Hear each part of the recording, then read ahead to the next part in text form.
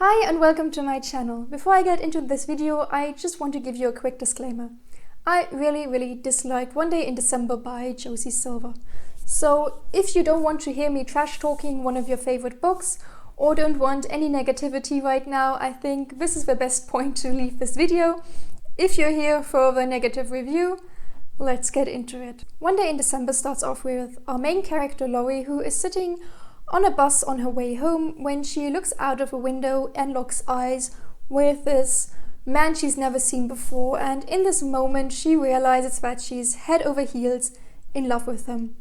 The bus drives away and for the next year she keeps her eyes peeled, hoping to see Busboy again. 1 year later, she and her best friend Sarah are throwing a Christmas party in their flat, and Sarah introduces Laurie to her new boyfriend, Jack, who is Busboy. And for the next 10 years, we kind of follow Laurie and Jack as they don't get together. And to be honest, I don't even know where to start, just because the entire book is a huge and utter mess. But I guess we'll just start with the romance, and I'll just quickly read you the blurb, which said, 2 people, 10 chances, one unforgettable love story. And to be honest, the blurb should have been 2 people and 10 years of emotionally cheating on your long-term partner, because that is in essence what this book is about. When I read that blurb, I had been expecting Laurie and Jack to kind of bump into each other again every year at the same time around Christmas, and that every year that'd be something different holding them apart. So for example, in the first year we have Jack is dating Sarah, maybe in the second year Laurie is about to move away to another country. Just a story about 2 people who meet again and again, are attracted to one another when they meet, but then in the year between them meeting again something else happens.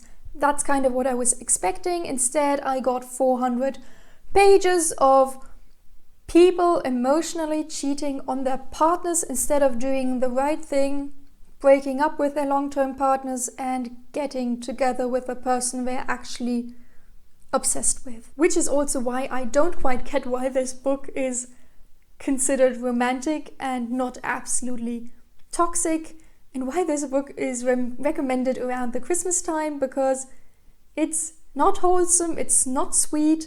We also follow the characters at other times of the year, so I just don't get it. And because we are incidentally following 2 emotionally unfaithful characters, I had absolutely no reason to be rooting for Jack and Laurie to get together, just because as characters I had no sympathy towards them whatsoever. The only reason why I kind of hoped they'd get together is that they'd let Sarah and Laurie's long-time partner Oscar go, so that they'd have a chance to find a partner who really loved them and where they wouldn't constantly be second choice. But even if you look past the entire cheating aspect, when you put Laurie and Jack together in one room, there's no chemistry whatsoever.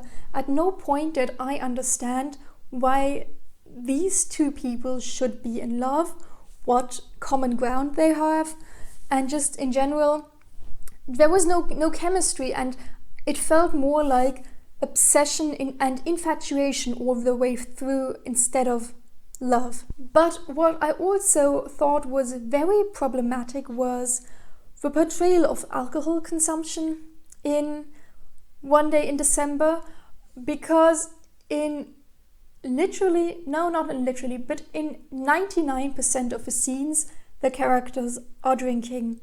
We have a first scene and the last scene, I don't think they're drinking there. There's a couple of scenes in the middle where they're having sex, so they can't be drinking, but apart from that they are always drinking something, as in alcohol.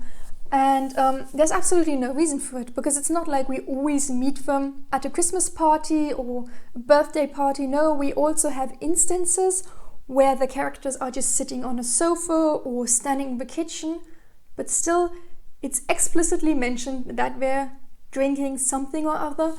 And I thought the whole thing was like a normalization of high functioning alcoholism, because drinking that much just doesn't seem healthy.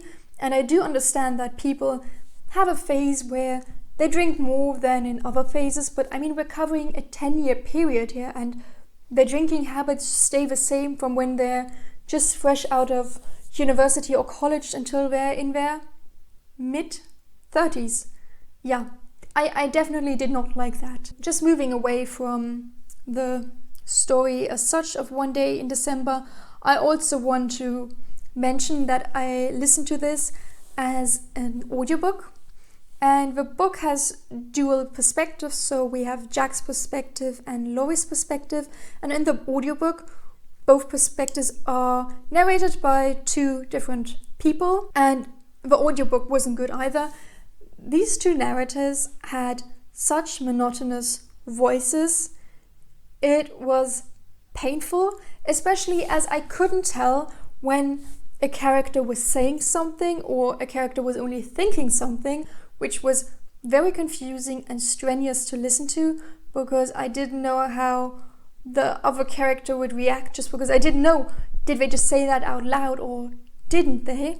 And of course that took away from any enjoyment I might have had. So yeah, I really can't recommend the audiobook version.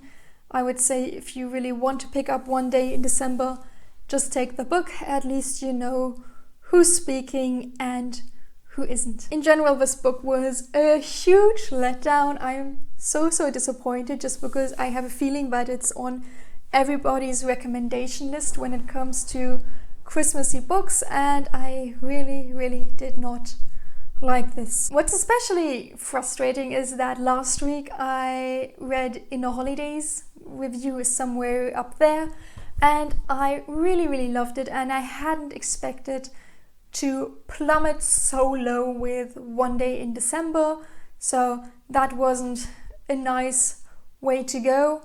I think I'll just be leaving holiday romances to the side and pick up something different as a Christmas book next week. I hope you're not too depressed, or maybe you even enjoyed the negativity.